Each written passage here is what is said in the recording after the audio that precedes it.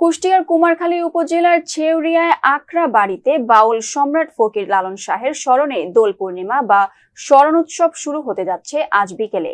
তবে লালন শাহের স্মরণোৎসব সাধুসঙ্গ থাকলেও নেই উৎসব। এ উপলক্ষে ইতিমধ্যে সকল প্রস্তুতি সম্পন্ন করেছে কুষ্টিয়া জেলা প্রশাসন। কুষ্টিয়া জেলা প্রতিনিধি কে এম শাহিন রেজার প্রতিবেদনে থাকছে বিস্তারিত। প্রতি বছর 3 দিন ব্যাপী বর্ণাঢ্য আয়োজন থাকলেও এবছর পবিত্র রমজানের কারণে একদিনের শুধুমাত্র আলোচনা সভা এবং বাউলদের আপ্যায়নের মধ্য দিয়ে শেষ হবে এই উৎসব। দর্শনার্থীদের জন্য থাকছে না সাংস্কৃতিক অনুষ্ঠান ও গ্রামীণ মেলা, তবে সাধুসঙ্গ চলবে প্রচলিত রীতি অনুসারে। বুধবার দুপুরে ছেউরিয়ার আখড়া বাড়িতে এক প্রেস বিজ্ঞপ্তিতে এ তথ্য জানিয়েছেন জেলা প্রশাসক ও লালন একাডেমির সভাপতি মোহাম্মদ তৌফিকুর রহমান।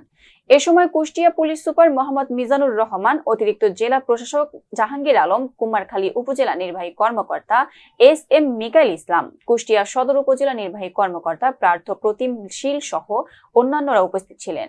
সাংস্কৃতিক বিষয়ক মন্ত্রণালয় ও জেলা প্রশাসনের সহযোগিতায় লালন একাডেমির আয়োজনে দর্শনার্থীদের জন্য কোনো উৎসব না থাকলেও সাধুসঙ্গ চলবে প্রচলিত রীতি অনুযায়ী। জেলা প্রশাসক মোহাম্মদ তৌফিকুর রহমান বলেন, প্রতি বছর দোল পূর্ণিমা তিথিতে মরমী সাধক ফকির লালন শাহের 3 দিন ব্যাপী স্মরণোৎসব অন্তত জাঁকজমকপূর্ণ ও সারসম্ভে উদযাপন হয়ে থাকে।